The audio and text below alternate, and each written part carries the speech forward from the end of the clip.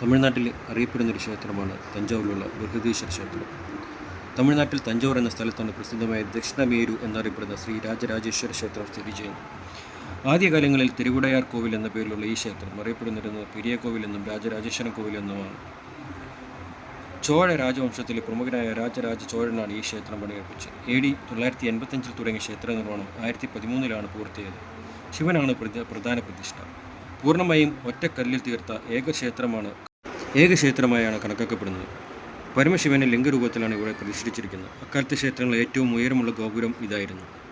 AD 1010 Arulmozhivarman എന്നും വിളിക്കപ്പെട്ടിരുന്ന രാജരാജ ചോളൻ്റെ ഒന്നാമൻ്റെ കാലത്താണ് പണിതത്. 16-ാം നൂറ്റാണ്ടിലെ പുറം മതിലുകൾ പണിത് 66 മീറ്റർ ഉയരമുള്ള ഗോപുരത്തിൻ്റെ മുകളിൽ നിന്ന് ഗോളാകൃതിയിലെ വലുപ്പമേറിയ കലശമുണ്ട്. 16 അടി നീളവും 13 അടി ഉയരവുമുള്ള ഒറ്റക്കല്ലിൽ തീർത്ത നന്ദിയുടെ ശില്പവുമുണ്ട്. 400 തൂണുകളുള്ള വരാന്തിയും 5 നിലകളുള്ള പ്രവേശന ഗോപുരവുമുണ്ട്.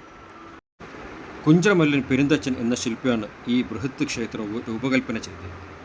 മനോഹരമായ ചോളവാസ്തുവിദ്യയുടെ നല്ല ഉദാഹരണമാണ് യുനെസ്കോ ലോക പൈതൃക സ്ഥാനമായി ബൃഹദീശ്വര ക്ഷേത്രത്തെ പ്രഖ്യാപിച്ചിട്ടുണ്ട്.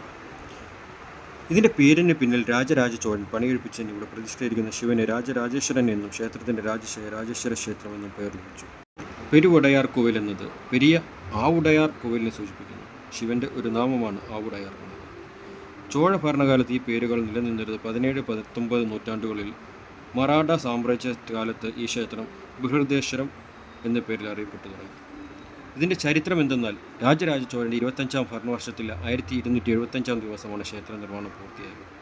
ക്ഷേത്ര വാസ്തുവിദ്യ. കുഞ്ചരമല്ലൻ രാജരാജ പെരുന്തച്ചനാണ് രാജരാജ ക്ഷേത്രത്തിൻ്റെ ശില്പി. ക്ഷേത്രത്തിൻ്റെ മതിൽ അദ്ദേഹത്തിന് പേര് കൊത്തിവെച്ചിട്ടുണ്ട്. പുറത്തെ മതിലായ തിരുച്ചുറുവാമാളികയുടെ നിർമ്മാണ നേതൃത്വം രാജരാജ ചോഴൻ്റെ സൈന്യാധിപനായ കൃഷ്ണരാമൻ്റെ നേതൃത്വത്തിലും ഭരണം ആദിത്യൻ സൂര്യൻ എന്ന പ്രധാന ഉദ്യോഗസ്ഥൻ്റെ കീഴിലുമായിരുന്നു.